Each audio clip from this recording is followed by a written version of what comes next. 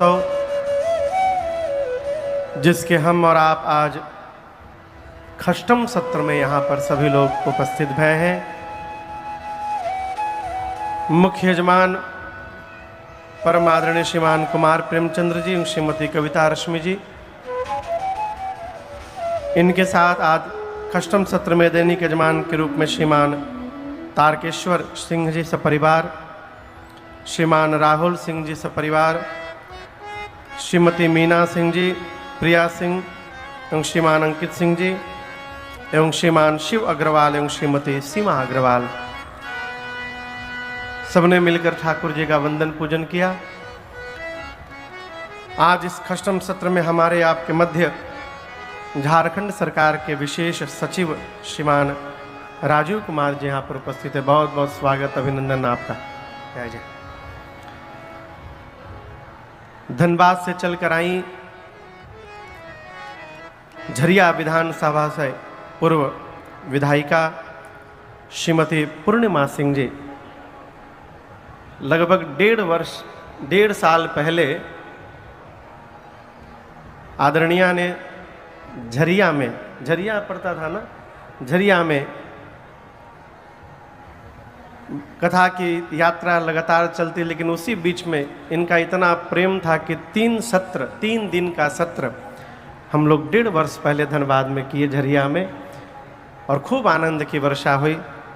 धनबाद से आई हैं, बहुत बहुत स्वागत, अभिनंदन आपका। श्रीमती सरोजनी सिंह जी, पुष्पा सिंह जी, बबीता सिंह जी, बाबू आदर्श रस्तोगी जी, श्रीमान रविंद्र पांडे जी एवं श्रीमान दीपक झंझरिया जी। कलकत्ता से आई मेरी माँ श्रीमती गोपा चटर्जी जी। आसपास दूर से आए आप समस्त कथा के रसिक श्रोता बंधु, माताएं, बहनें, आप सभी लोगों को मेरा सादर जय सिया राम। जय सिया राम। जय सिया राम। कल हमने और आपने कथा में श्रवण किया, भगवान मिथिला में गए, प्रारंभ में मां अहिल्या को सद्गति दिया है, मिथिला प्रवेश, नगर भ्रमण, पुष्प वाटिका और उसके बाद धनुष यज्ञ। आपने कल दर्शन किया, जिस धनुष को धरती का कोई भी राजा तिलमात्र धरा से खिसका भी नहीं सका, उस धनुष को मेरे भगवान ने क्षण मात्र में खंडित कर दिया। लोग खड़े खड़े रह गए, कोई देख नहीं पाया। धनुष के टूटने की टंकार गर्जना इतनी भीषण थी, गोस्वामी जी कहते हैं, भरे भुवन घोर कठोर रव रव विवाद तज मारक चले। धनुष टूटा और उसका जो टंकार निकला, सूर्य नारायण अयोध्या के ऊपर रथ के साथ खड़े हैं धनुष यज्ञ देखने के लिए। धनुष टूटने से जो ध्वनि उत्पन्न भई, उसको सुनकर उनके रथ में लगे हुए घोड़े फटक कर भागने लगे इधर उधर। पाताल में दिग्पाल अपनी धुरी पर कलमला गए। 2 लोक हो गया ना, देवलोक, नीचे पाताल लोक, पृथ्वी पर सुर नर मुनि सब अपने कान बंद कर लिए, पूछने लगे ये ध्वनि कहां से आ गई। आप दर्शन करिए, जिस धनुष के टूटने से त्रैलोक्य में खलबली मच गई, और उस धनुष के भंजन को करने वाले मेरे रघुनाथ जी के शरीर में कोई हलचल नहीं है। गोस्वामी जी कहते हैं, प्रभु 2 चाप खंड महि डारे। धनुष के दोनों खंड को धरती पर रखकर भगवान शांत खड़े हैं। ये संस्कार है। कई लोग करत कम है, बतावत बहुत है। और एक बात याद रखिएगा, अपने बारे में बताने से बचा जाए। अपने विषय में बहुत नहीं बताना चाहिए, जहां बहुत बताना पड़ रहा है इसका अर्थ वहां कुछ है नहीं, इसलिए बताना पड़ रहा है। ये बतिया देर ले बुझाई। हमारे एक चाचा कहते हैं, बाबू जिस पुष्प में खुशबू होती है उसके बगल से गुजरने पर पता चलता है कि इसमें खुशबू है, और जिसमें खुशबू नहीं होती है बाबू ओके नाक में सुमहाव पड़ा तो महकबा कैसन बुझाता। तो अपने बारे में न बताया जाए। हमको हंसी आती है, लोग आते हैं बताते हैं हम ये हैं हम वो हैं ऐसे हैं वैसे हैं, हमने ये किया, हम चुपचाप जी जी जी जी, हम एक ही शब्द बोलते हैं जी जी बहुत सुंदर जी जी जी। न बताइए, भगवान परम शांत है, दोनों मानो कुछ किया ही न हो। हमारे महाराज श्री हमसे बार बार पहले कहते थे, राजन जीवन में कभी शोर मत करना, काम ऐसा करना कि शोर होने लगे, तुम शोर न करना, अपने शोर न किया जाए। भगवान ने ऐसा काम किया, भंजेउ राम शंभु धनु भारी। मिथिलावासी दौड़ दौड़ कर मिथिला में कहने लगे, पता है भंजेउ राम, राम जी ने तोड़ दिया क्या, शंभु धनु भारी। शिव जी का जो भारी वाला धनुष था टूट गया। किसने तोड़ा? राम जी ने।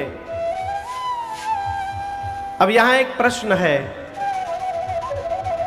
जिस कार्य को धरती का कोई राजा नहीं कर पाया, यहां एक बात समझिएगा, राम जी रामा अवतार में एक दो प्रसंग को यदि छोड़ दिया जाए तो राम जी ने ऐसी कोई लीला नहीं की है जो मनुष्य ना कर सके।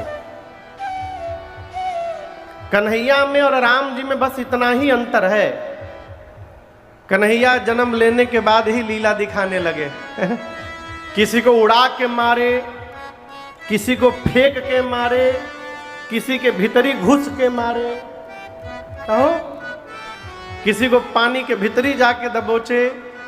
ये जन्म लेने के साथ अकासुर बकासुर घकासुर जितने ससुर थे असुर थे, कन्हैया ने सबको मारा। लेकिन आप दर्शन करिए, मेरे राम जी ने ऐसी कोई लीला नहीं की जो एक मनुष्य न कर सके। क्यों?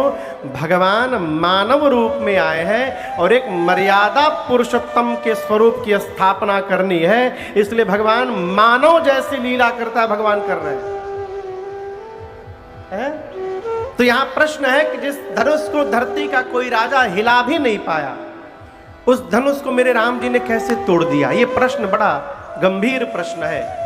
राम जी को ये ना मानिए कि भगवान है, थोड़ी देर के लिए भगवान ने कैसे तोड़ दिया? कारण बड़ा सूक्ष्म है। आपको बताऊं, राम जी जब धनुष तोड़ने के लिए गए तो राम जी उठने के बाद सबसे पहले विश्वामित्र जी को प्रणाम किए। वहां पर प्रणाम करके धनुष के पास गए, जाकर धनुष की परिक्रमा लगाई। परिक्रमा लगाकर राम जी ने धनुष को प्रणाम किया।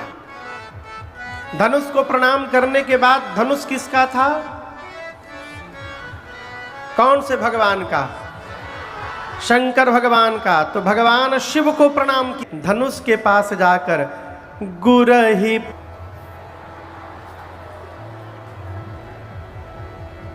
लगभग 1 साल पहले एक लोग हमको प्रणाम करे के बोले, रास्ते में मिल गए, बोले महाराज एक ठे फोटो।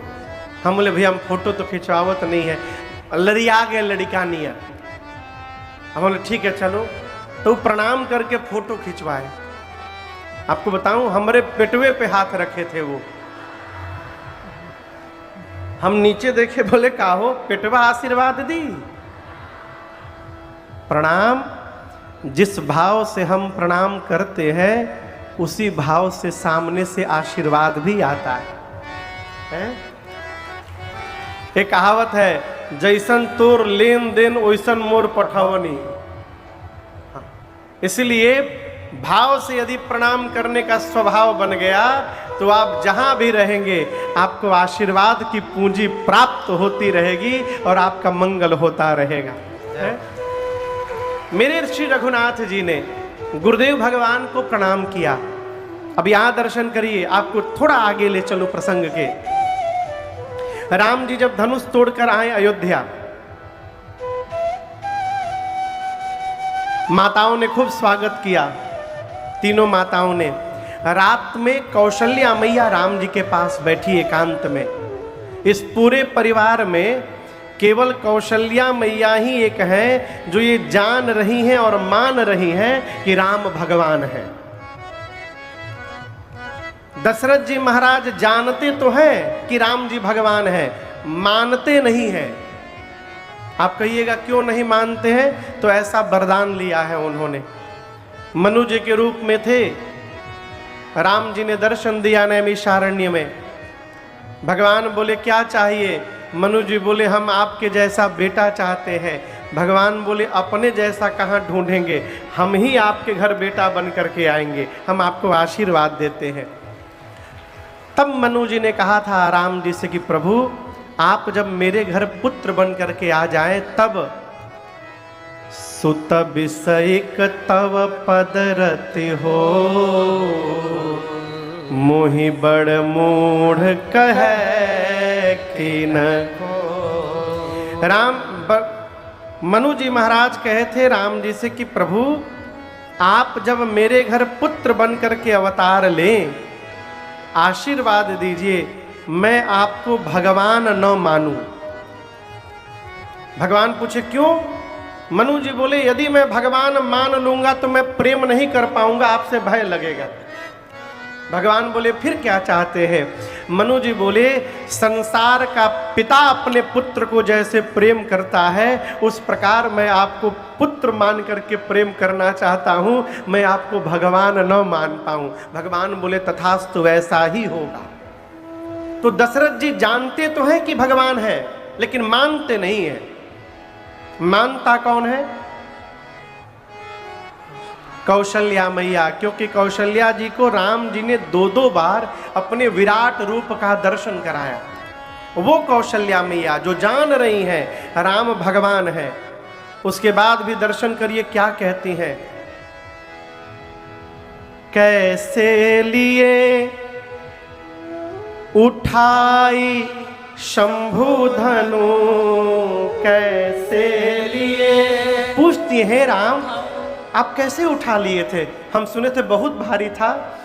कैसे लिए उठाई शंभु धनु, और झेले इतना भार, निहारी जाऊं वारी वारी। मेरो लाला बड़ो सुकुमार, निहारी जाऊं वारी वारी। माँ कहती राम इतना भारी धनुष कैसे उठा लिए? हमने सुना आपने प्रबल ताड़का और सुबाहु को भी मार दिए, कैसे कर दिए? राम जी मुस्कुरा रहे हैं। राम जी बोले आप ही बताओ माँ मैं कैसे कर दिया। यहां दर्शन करिए, माँ जानती है कि मेरा राम भगवान है, कुछ भी कर सकता है। लेकिन राम जी ये नहीं बोली कि आप भगवान है आपने कर दिया। क्या बोली? हमको तो लगता है राम जानी परत गुरु कृपा दृष्टि से, जानी पड़त गुरु कृपा दृष्टि से, हो गयो संकट पार, निहारी जाऊं वारी वारी। माँ कहती है राम मुझे लग रहा है कि गुरुदेव भगवान की कृपा से आप ये सब कार्य संपूर्ण कर लिए। ये कथा कहती है, बड़े ध्यान से सुनिएगा, आपकी संतान कितनी भी योग्य हो, आप समझ रहे मेरी बात को, वो कितनी भी योग्य हो, जीवन में शिखर पर भी पहुंच जाए तो आप उससे ये न कहिएगा कि आप योग्य हैं इसलिए पहुंच गए। इससे क्या होगा? अभिमान। ये दृश्य चल ही रहा है, तब तक दर्शन करिए। एक बात पूछें आप लोगों से, जो आदमी कोई काम नहीं कर पाता वो सबसे बढ़िया काम कौन सा करता है? पता है? हल्ला करना।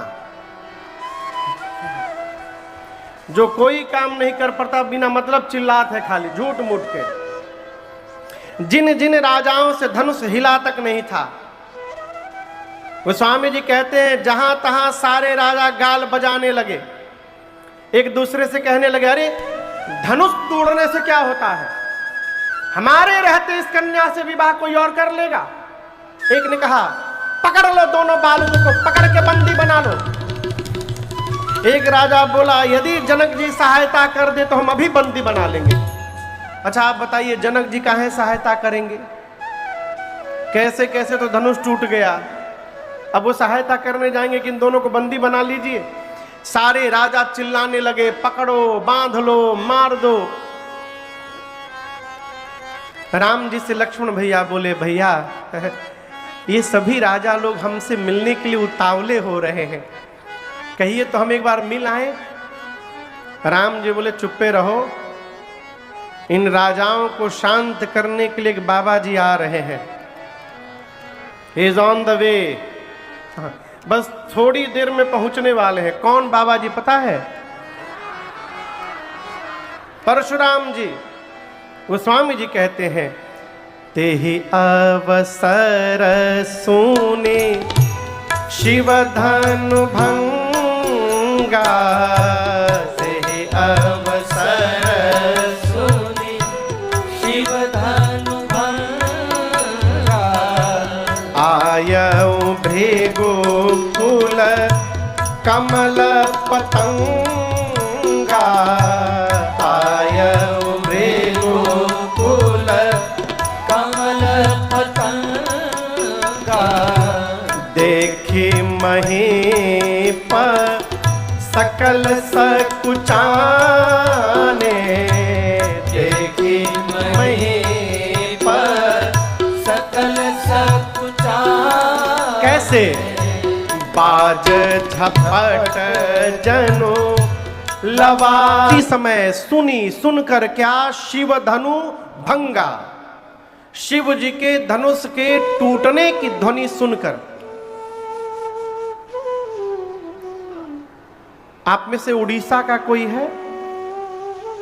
अभी कोई, आप उड़ीसा में कह रहे थे ना? उड़ीसा, हाँ, उड़ीसा में एक पर्वतमाला है जिसका नाम है महेंद्र पर्वतमाला। उसी महेंद्र पर्वतमाला पर, महेंद्र पर्वत पर श्री परशुराम जी तपस्या में बैठे थे। धनुष के टूटने की आवाज गई और परशुराम जी को समझते विलंब नहीं लगा, ये शंकर जी के पिनाक के टूटने की ध्वनि है। अब आप कहिएगा कि पिनाक टूट गया तो परशुराम जी क्यों क्रोध में आ गए? तो आपसे निवेदन करूं, ये जो शंकर जी का धनुष है पिनाक, इस पिनाक को परशुराम जी ही जनक जी के घर में रखे थे कि मेरा धनुष है, आप इसको रखिए, हम बाद में लेकर के जाएंगे। समझ गए? तो पिनाक टूट गया। क्रोध में तमतमा उठे, हाथ में फरसा लेकर उसी रूप में दौड़ पड़े। अभी राजा लोग कही रहे थे, पकड़ो, मारो, धरो, तब तक परशुराम जी की एंट्री हो गई। गोस्वामी जी कहते हैं कि परशुराम जी को देखकर ये राजा लोग छिपने का स्थान वैसे ढूंढने लगे जैसे बाज को देखकर छोटकी लवा चिड़ई लुकाने लगती है। स्वरूप का वर्णन दर्शन करिए। शरीर कैसा है? गौर शरीर, गोरा शरीर है, भूति भल भ्राजा, शरीर पर भस्म का लेपन हुआ है। भाल, भाल मने कपार, ललाट, ये भाल कैसा है? भाल विशाल त्रिपुंड विराज, तो विशाल ललाट पर त्रिपुंड शोभायमान है। कांधे पर सुंदर यज्ञोपवीत है, कमर में मृगचर्म बंधा है, फरसा खोसा हुआ है, कमर में बंधा हुआ है। कंधे पर भगवान श्री हरि का धनुष है अजगौ। किसका धनुष है वो? भगवान श्री हरि का, उसका नाम था अजगौ, हाथ में था कंधे पर। गोरा शरीर है, क्रोध के कारण मुख तनिक लाल हो गया है। रिस बस, रिस यानी क्रोध के कारण, कछुक अरुण हुई आवा, अरुण यानी लाल हो गया है चेहरा। क्रोध के कारण आए और परशुराम जी को आते देख जितने राजा थे सारे राजा लाइन लगाकर खड़े हो गए उनके सामने और जाकर पितु समेत कही कही निज सभी राजा लगे करन सब दंड प्रणाम।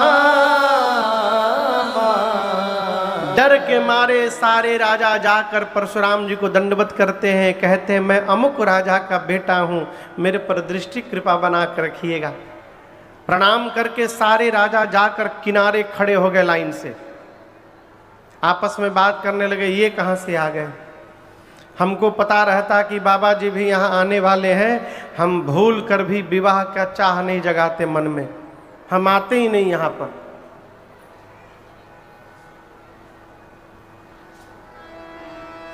विवाह भी उम्र में करना चाहिए, बहुत उम्र भैला के विवाह भैला पर विवाह करने का मन हो। हमारे एक महापुरुष कहते हैं जौ 45 चाह जगे, यदि 45 साल की उम्र भैला के बाद ब्याह करे के मन हो, जौ 45 चाह जगे तब काढ़ी के जूता कपारे पे दी जाए।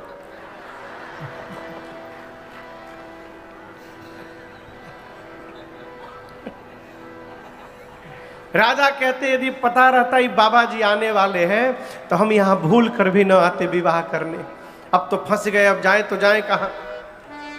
जनक जी महाराज आकर के दंडवत किए हैं परशुराम जी को, सीता मैया को बुलाकर प्रणाम करवाया है। परशुराम जी ने मेरी माँ को आशीर्वाद दिया। सखियां मेरी माँ को लेकर के दूर चली गई, खड़ी हो गई डर के मारे, पूरा चेहरा लाल हुआ है क्रोध के कारण। विश्वामित्र जी जाकर मिले और श्री राम लक्ष्मण जी को बुला करके प्रणाम करवाया, कहा ये दोनों राम लखन दशरथ के ढोटा, दीन्हि आशीष देखी भल जोटा। परिचय कराया कि दशरथ जी के कुमार है राम लक्ष्मण दोनों। और आपको बताऊं क्रोध में है परशुराम जी, लेकिन जैसे राम जी पर दृष्टि गई भगवाने में अटक के रह गए, राम जी को ही देखते रह गए। राम ही चितई रहे थकी लोचन, भगवान को देख रहे। अब देखते देखते मन में कहने लगे, अरे तेरी मंद मंद मुस्कनिया पे, तेरी मंद मंद मुस्कनिया पे बलिहार राघो जे, बलिहार राघो जे।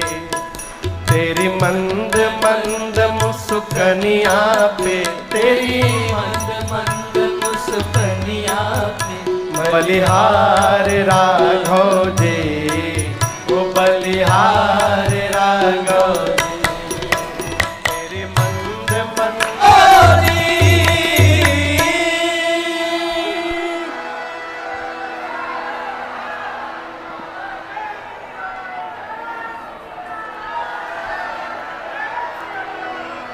बैठ जाइए, बैठ जाइए, बैठ जाइए।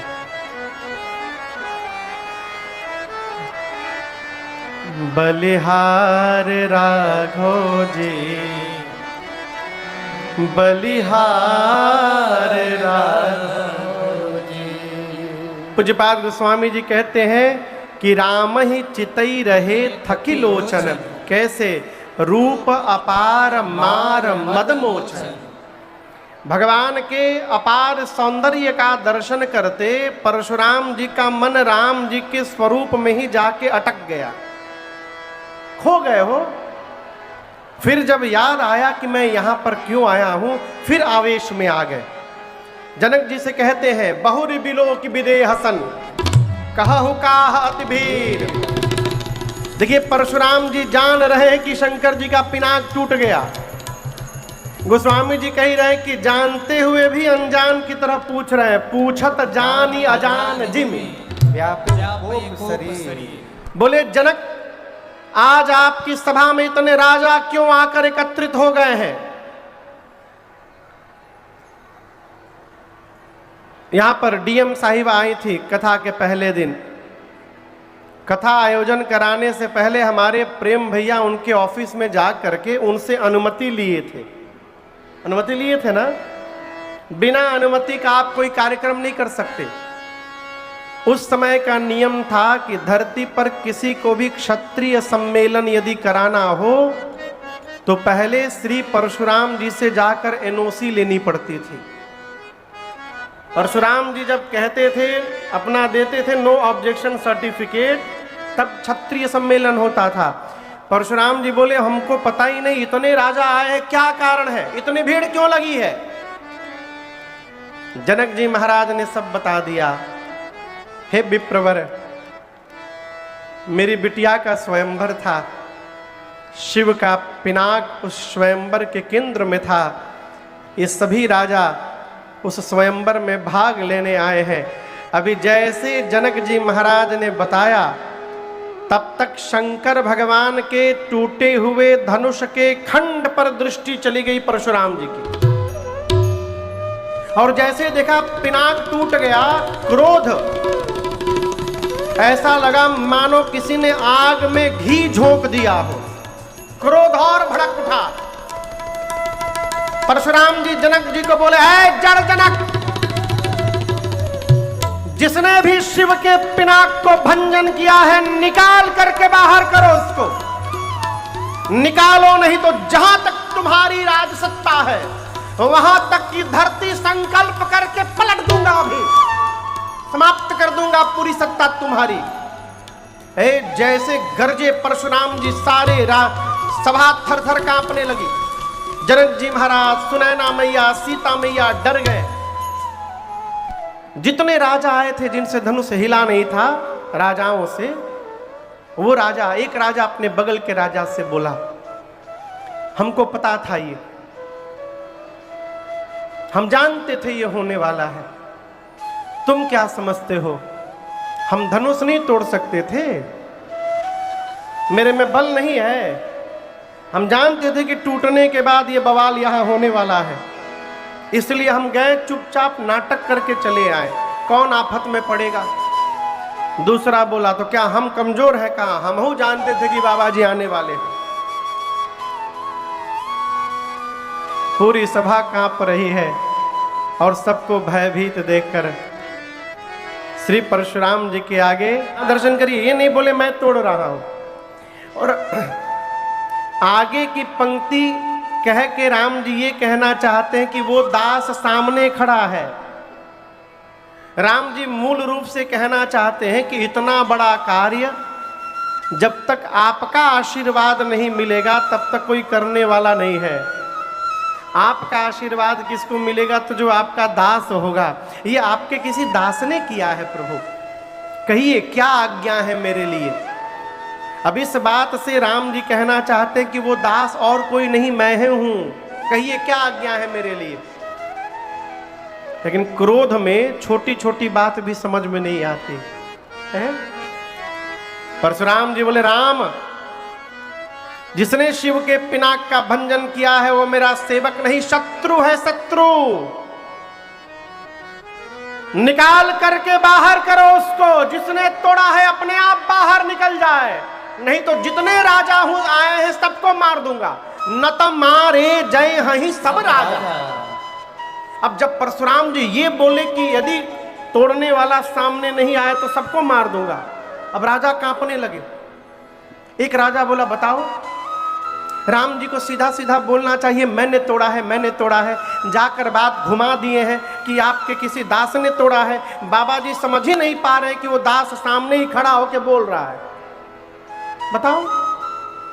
एक राजा ने कहा, एक काम करो, तुम जाके परशुराम जी को बता दो। उस राजा ने कहा, अच्छा, हम जाके बता दें। बाबा जी कह रहे हैं जो तोड़ा है अपने आप लाइन से बाहर निकल आवे। अब तुम कह रहे हो कि हम जाके बता दें।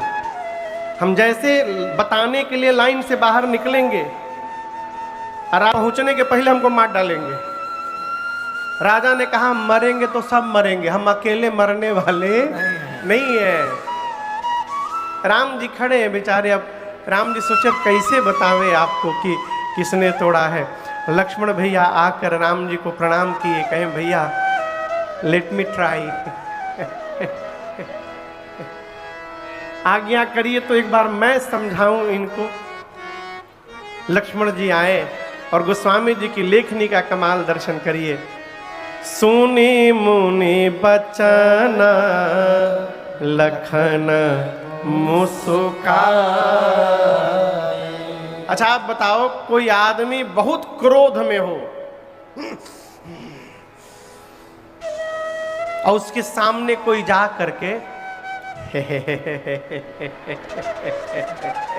तो क्या होगा? क्या होगा? कहिए कहिए। उसका क्रोध और भड़क जाएगा। गोस्वामी जी कहते हैं लक्ष्मण जी जाके परशुराम जी के आगे मुस्कुराने लगे। अब मुस्कुरा कर बोले कि नमस्ते। ये बताइए, आप धनुष टूटने के बाद ही आए हैं ना? मतलब इसका मतलब धनुष टूटने पर आप आ जाएंगे। तो हमको ये बताइए, हम जब छोटे थे तो रोज एक धनु ही तोड़ देते थे। हम बचपन में बहु धनु ही तोड़ी लड़िकाई, लेकिन उस समय तो आप किसी दिन भी नहीं आए थे। हम रोज एक धनु ही तोड़ते थे, आप कभी नहीं आए। लगता है स्पेशल धनुष था। हाँ, यही धनु पर ममता के ही हेतु, इस धनुष पर इतना प्रेम क्यों है आपका? परशुराम जी कमर में से निकाले फरसा, बोले रे रे नृपबालक, तू नहीं बोल रहा है, तेरा काल तेरे मुख से बुलवा रहा है। धनु ही समस्त्र पुराण धनु, शिव के पिनाक की तुलना तू एक छोटी सी धनु ही से कर रहा है। लक्ष्मण जी बोले शांत होइए, शांत होइए, शांत होइए, हमारी बात सुनिए। धनु ही हो चाहे धनुखा हो, दोनों से एक ही काम लिया जाता है, बाण चलाने का। और आप पूछ रहे हैं किसने तोड़ा है?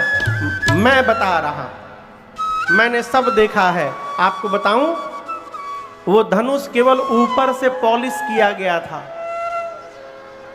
ऊपर ऊपर चमक रहा था, भीतर से एकदम खोखला हो गया था। मेरे भैया ने केवल छुआ और छूने से ही टूट गया।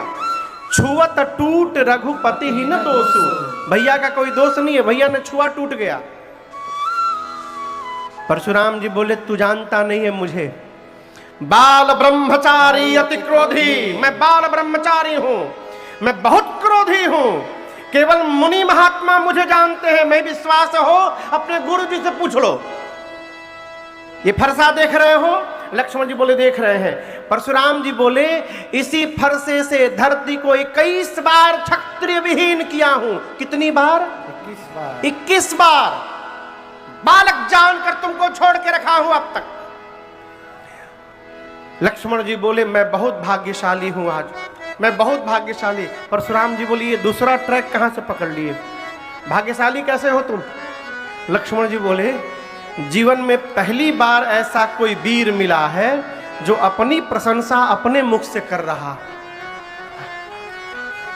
सबकी प्रशंसा तो जगत करता है, आप अपनी प्रशंसा स्वयं करते हैं। लेकिन हम अपने बारे में बताएं, हमको कुम्हड़े की बतिया ना समझिएगा जो तर्जनी देख के डर जाएंगे। हमारे कंधे पर भी धनुष बाण है। परशुराम ने निकाले युद्ध करो। लक्ष्मण बोले नहीं, यही तो बात है। मैं जिस कुल से आता हूं, मेरे कुल में देवताओं पर, ब्राह्मणों पर, भगवान के भक्तों पर और गौ मैया पर, इन 4 पर प्रहार करना वर्जित है। हम इन 4 से युद्ध नहीं करते। परशुराम जी बोले कैसे धनुर्धारी हो युद्ध नहीं करोगे? क्यों नहीं करोगे? लक्ष्मण जी बोले अच्छा मान लीजिए हम आपसे युद्ध करें और हमने आपको युद्ध में मार दिया। परशुराम जी बोले क्या बोले? मान लीजिए यदि आपको मार दिया तो आप ब्राह्मण हैं, ब्रह्म हत्या का पाप लगेगा मुझे। और यदि आपसे युद्ध में हार गया तो रघुवंशी होकर युद्ध में पराजित हो जाना, ये मेरे कुल पर कलंक लग जाएगा। जीतूंगा तो ब्रह्म हत्या का पाप हारूंगा तो कुल में कलंक। अब आप कहिए नुकसान आपका है कि हमारा है? युद्ध करने गया तो केवल मेरा नुकसान है, इसलिए हम आपसे लड़ेंगे नहीं। परशुराम जी विश्वामित्र जी से बोले, ये तुम्हारा कौशिक सुनहु मंदु यह बालक, कुटिल काल बस निज कुल घालक। ये तुम्हारा जो चेला है गोरा, जितना गोरा है भीतर का उतना काला है, ये मीठा नहीं बोलता। राम जी परशुराम जी को शांत कर रहे हैं, तब तक लक्ष्मण भैया फिर फुलझड़ी छोड़ दिए। बोले इतना ही प्रेम था तो किसी को बुला कर जुड़वा लीजिए। परशुराम जी बोले देखो फिर बोला ये। राम जी बार बार संभाल करते हैं। अब परशुराम जी लक्ष्मण जी पर क्रोध नहीं करते, अब राम जी पर क्रोध करते हैं। राम जी बोले मुनिवर ये सूत्र बड़ा अद्भुत है, इसको ध्यान से सुनिएगा। राम जी कहते हैं, राम मेरा सूत्र नहीं है, मेरे राम जी का सूत्र है। राम जी कहते हैं गुनह लखन कर हम पर रोसु, कतहु सुधायहु ते बड़ दोसु। राम जी कह रहे कि अपराध लक्ष्मण कर रहे हैं और आप मेरे पर क्रोध उतार रहे हैं, इसलिए कि मैं सीधा हूं। कहीं कहीं सीधा होना भी दुर्गुण हो जाता है, इसलिए सीधा होना चाहिए, लेकिन इतना भी सीधा नहीं होना चाहिए कि लोग आकर आपका दुरुपयोग करने लगे और आप मुंह देखते रह जाइए। हमारे महाराज जी बहुत पहले हमको एक कथा सुनाए।